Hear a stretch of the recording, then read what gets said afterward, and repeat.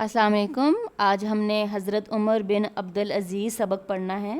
اس سبق میں حضرت عمر بن عبدالعزیز کی عظمت اور کارناموں سے آشنا کیا گیا ہے۔ تو سب سے پہلے ہم اس سبق کے خاص الفاظ دیکھتے ہیں۔ عبرت یعنی نصیحت، غفلت سے نکلنا۔ ہوس پرستی لالچ یا بری عادت کو کہتے ہیں۔ تشبیہ مشابہت یعنی ایک چیز کو کسی دوسری چیز جیسا ٹھہرانا۔ بیعت کہتے ہیں اطاعت کا عہد، مرید بننا۔ صیغہ راز، راز میں رکھنا، کسی کو نہ بتانا۔ ملوکیت ہوتا ہے بادشاہت، آفرین کیا کہنا، شاباش۔ تقویٰ پرہیزگاری۔ بیت المال کہتے ہیں سرکاری خزانہ جس میں عام لوگوں کا بھی حصہ ہوتا ہے۔ جزیہ اسلامی حکومت میں غیر مسلموں پر ٹیکس، ترویج رواج دینا یا اشاعت۔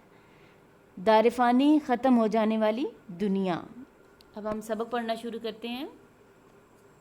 یہ دنیا خیر و شر کی، خیر نیکی کو کہتے ہیں اور شر برائی کو، کی لاتعداد یعنی بے شمار مثالوں سے بھری پڑی ہے۔ اس میں کوئی شک نہیں کہ دنیا میں خیر کی بھی متعدد مثالیں موجود ہیں یعنی بہت ساری، اور شر کی مثالوں کی تعداد بھی کسی طور کم نہیں ہے۔ یاد رکھنا چاہیے کہ شر کی مثالیں محض اس لیے محفوظ رکھی گئی ہیں تاکہ لوگ ان سے عبرت پکڑیں، عبرت یعنی نصیحت حاصل کریں اور بھلائی اور نیکی کا راستہ اختیار کریں۔ یہ بات نہایت اہم ہے کہ اگر کوئی انسان اپنی ذاتی صفات کی بنیاد پر، ذاتی صفات کہتے ہیں ذاتی خوبیوں کی بنیاد پر زندہ سلامت ہے تو اس کی وجہ اس کے اعمال خیر ہیں۔ خیر ایک چراغ ہے، چراغ شمع یا بتی کو کہتے ہیں، جو جہالت بے علمی کو کہتے ہیں، گمراہی بے دین ہونا، بھول جانا، ٹھیک ہے، راستہ بھولنا، خود غرضی یعنی اپنا مفاد جو ہے وہ سامنے رکھنا، ظلم اور ہوس پرستی ہوتا ہے لالچ کے اندھیروں میں ہدایت، سلامتی، سکھ اور محبت کی روشنی پھیلانے کی ضمانت ہے۔ ٹھیک ہے، اب کیا چیز ان سب چیزوں کی ضمانت ہے؟ خیر، ٹھیک ہے، کیونکہ انہوں نے خیر کو ایک چراغ سے تشبیہ دی ہے جو ہمیں جہالت، گمراہی، خود غرضی، ظلم اور ہوس پرستی کے اندھیروں سے نکالتی ہے اور پھر ہمیں ہدایت، سلامتی، سکھ اور محبت کی روشنی پھیلانے کی ضمانت ہے۔ ضمانت کہتے ہیں ذمہ دار۔ حضرت عمر بن عبدالعزیز بھی خیر کے ایسے ہی نمائندہ اور روشنی کے ایسے ہی چراغ تھے۔ نمائندہ کہتے ہیں ترجمان، قائم مقام، ٹھیک ہے۔ نیکسٹ پیراگراف ہے، حضور رسالت مآب صلی اللہ علیہ وآلہ وسلم کے بعد حضرت ابو بکر صدیق رضی اللہ تعالیٰ عنہ، حضرت عمر فاروق رضی اللہ تعالیٰ عنہ، حضرت عثمان غنی رضی اللہ تعالیٰ عنہ اور حضرت علی کرم اللہ وجہ الکریم یکے بعد دیگرے مسلمانوں کے خلیفہ منتخب ہوئے۔ ٹھیک ہے، اب مسلمانوں کے 4 خلیفہ تھے، کون کون سے؟ حضرت بکر، حضرت عمر فاروق، حضرت عثمان غنی اور حضرت علی۔ یہ آپ نے یاد رکھنا ہے۔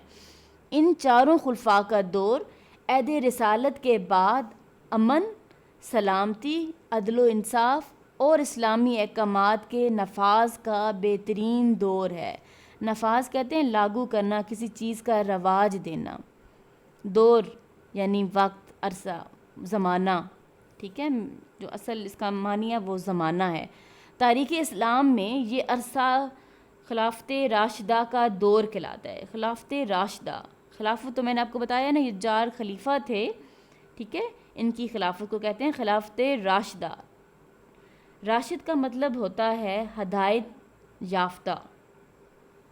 اس کے بعد کچھ عرصہ انتشار ہوتا ہے پریشانی، فکر اور بدامنی کا زمانہ رہنا۔ بدامنی بھی ہوتا ہے، وہ بھی انتشار ہی ہوتا ہے، حتیٰ کہ واقعہ کربلا جیسا اندوناک واقعہ بھی، اندوناک ہوتا ہے غمناک واقعہ بھی اسی زمانے میں پیش آیا۔ تاہم اسلام کو پھر ایک ایسا متقی یعنی پرہیزگار، انسان خلیفہ راشدہ کے طور پر میسر آیا، جس نے خلافت راشدہ کے دور کی یاد تازہ کر دی۔ یہی وجہ ہے کہ ان کے عہد خلافت کو خلافت راشدہ کے دور ہی کی توسیع کہا گیا ہے۔ توسیع یعنی وسعت، پھیلاؤ، اور عمدہ حکمرانی کی وجہ سے انہیں حضرت عمر فاروق سے تشبیہ دیتے ہوئے، تشبیہ جیسے کہ میں نے آپ کو بتایا ہے پہلے، مشابہت کو کہتے ہیں، ایک چیز کو کسی دوسری چیز جیسا قرار دینا۔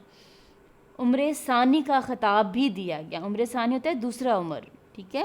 اب آپ نے یاد رکھنا ہے حضرت عمر فاروق اور حضرت عمر بن عبدالعزیز میں فرق ہے، دونوں الگ الگ انسان ہیں۔ یہ ہستی تاریخ اسلام میں حضرت عمر بن عبدالعزیز کے نام سے جانی اور پہچانی جاتی ہے۔ اوکے کلاس، آج ہم اتنا ہی پڑھیں گے، باقی ہم انشاءاللہ کل پڑھیں گے۔ اللہ حافظ۔